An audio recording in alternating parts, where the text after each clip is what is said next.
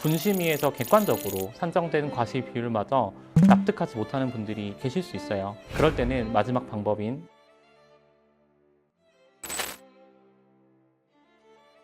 안녕하세요. 당신의 든든한 법률 파트너 법무법인 대리운입니다. 요즘 유튜브나 TV에서 교통사고 블랙박스 영상을 통해 다양한 사고 상황을 접할 수 있는데요. 교통사고 당사자들은 사고도 사고지만 과실 비율 조정에서 큰 어려움을 겪는다고 합니다. 만약 여러분들도 교통사고 과실 분쟁으로 어려움을 겪고 계시다면 저희 법무법인 대리운으로 바로 연락 주셔서 편안하고 쾌적한 법률 서비스를 만나보시기 바랍니다. 그럼 오늘의 주제인 교통사고 과실 비율 조정과 분쟁 해결 방법에 대해 법무법인 대리운의 안영진 변호사님과 함께 이야기 나눠보겠습니다.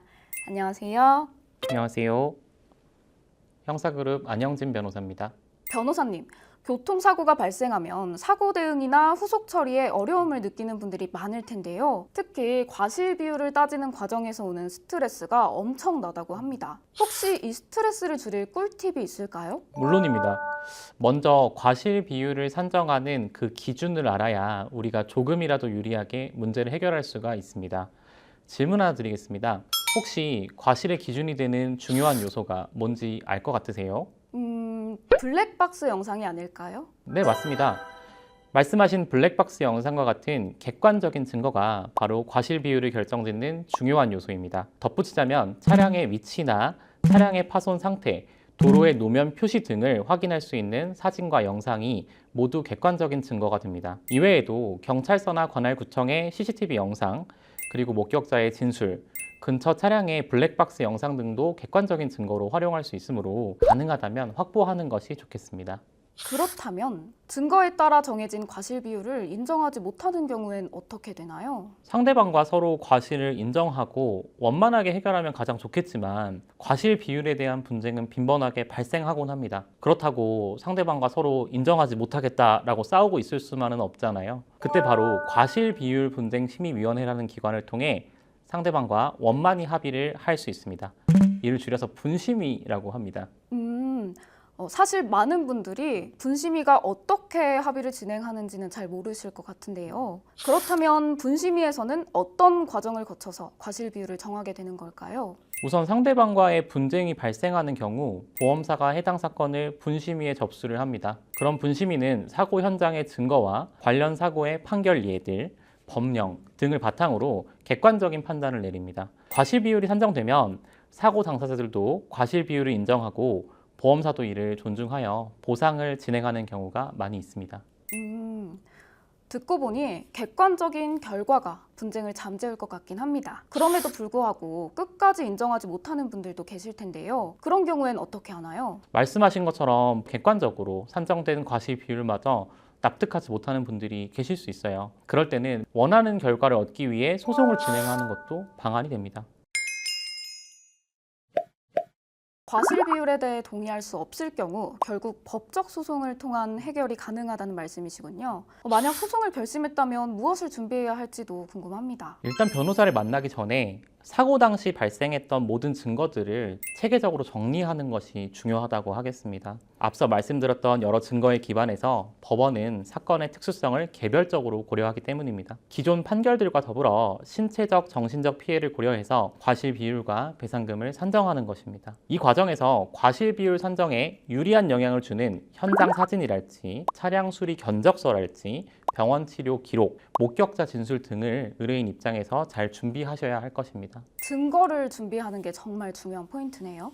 맞습니다. 그리고 증거를 준비하는 것만큼이나 중요한 건 그 증거를 어떻게 효과적으로 법원에 제시를 하느냐입니다. 사고의 경위를 논리적으로 제시하고 왜 그 상황에서 우리가 책임지지 않아야 하는지, 과실 비율을 낮추기 위한 그 이유를 설득력 있게 서면에 풀어내야만 합니다. 만약 이 모든 과정을 직접 준비하시는 데 어려움이 있다면 다수의 법률 전문가로 구성된 교통사고 전담팀과 상담해 보시는 것도 좋은 방법이 될 수 있습니다.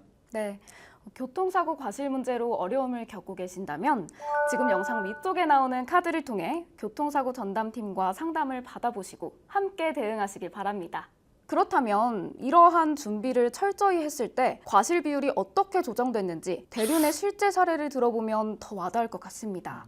한번 말씀해 주실 수 있을까요? 물론 들려드릴 수 있죠. 저희 의뢰인께서 후방 차량 충돌로 중상을 입었음에도 보험사로부터 부당한 과실 비율을 제시받은 억울한 상황에서 저희 대리운을 찾아주셨던 사례입니다. 당시 보험사는 의뢰인의 과실이 높음을 주장하며 낮은 합의금을 제안했습니다. 이에 저희 전담팀은 도로교통공단의 협조를 통해 의뢰인 차량 동선의 CCTV 영상을 철저히 분석하였습니다. 그 결과 가해 차량 운전자가 사고 10분 전부터 보복성 운전을 하여 고의로 사고를 유발한 정황을 입증했습니다. 또한 사고 이후로 상대 차주가 의도적으로 연락을 받지 않고 보험사에서 제시한 과실 비율에 따른 책임마저 회피한다는 점을 강조하여 의뢰인에게 과실이 없음을 주장하였습니다. 결과적으로 법원은 상대방 차주의 과실을 100%로 인정하고 손해배상금 또한 늘리는 판결을 내렸습니다. 이처럼 법무법인 대륜의 교통사고 사건 전문가로 구성된 전담팀의 대응으로 의뢰인은 정당한 손해배상을 받을 수 있었습니다. 이와 같이 교통사고 대응에는 협조 요청부터 영상 분석까지 다양한 분야의 전문가가 필요합니다.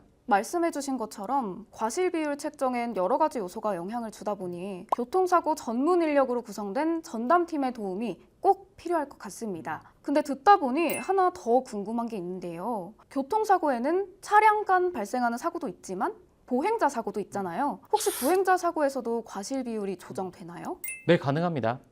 보행자 사고에서도 사건의 특수성을 입증한다면 과실 비율 조정이 충분히 가능합니다. 법무법인 대륜의 사례 중 난폭운전과 보행자 충돌로 신고된 사건이 잘 마무리된 사례가 있는데요. 예를 한번 들어보겠습니다. 의뢰인이 아픈 아이를 병원으로 급히 데려가는 중이었어요. 그때 어쩔 수 없이 중앙선 침범을 하기도 하고 이 때문에 난폭운전으로 신고가 접수되었으며 더불어 보행자와 충돌까지 한 상황이었습니다. 저희 전담팀은 교통 전문가와 차량 전문가를 파견해서 사고 당시 의뢰인의 차량 동선에 따라 직접 해당 도로의 환경을 분석하였고 이 과정에서 얻은 사진 증거와 차량 구조에 따른 운전자 시야를 분석한 자료를 확보할 수 있었습니다. 이를 기반으로 의뢰인의 운전 동선은 차선 구분이 모호한 1차선 국도였기 때문에 중앙선 침범으로 볼 여지가 없다는 점, 보행자 충돌이 일어난 지점에서는 운전자의 시야가 제한되는 점, 그리고 의뢰인의 목적이 결국 아픈 아이를 이송하기 위한 긴급 대피에 해당한다는 점, 끝으로 충돌한 보행자의 안전 조치를 위해 곧바로 스스로 119에 신고하였고 나아가 의뢰인이 사고 피해자와 합의를 위해 노력하였음을 저희는 강조를 했었습니다. 그 결과 해당 사건은 잘 마무리되었습니다.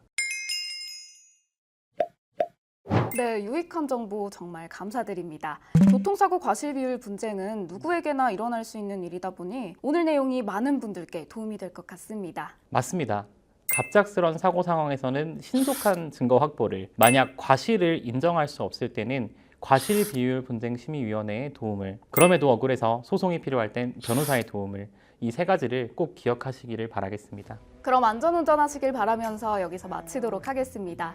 오늘 이야기가 도움이 되셨다면 구독, 좋아요 부탁드립니다. 더 많은 사례와 후기가 궁금하시다면 영상 마지막에 나타나는 홈페이지 링크를 클릭해주세요. 법무법인 대륜은 교통사고 과실 분쟁으로 어려움을 겪고 계신 분들을 위해 최선을 다해 대응하겠습니다. 추가적인 질문이 있으시다면 댓글로 남겨주세요. 제가 꼼꼼히 읽어보고 답변 드리도록 하겠습니다. 지금까지 법무법인 대륜의 안영진 변호사였습니다. 감사합니다.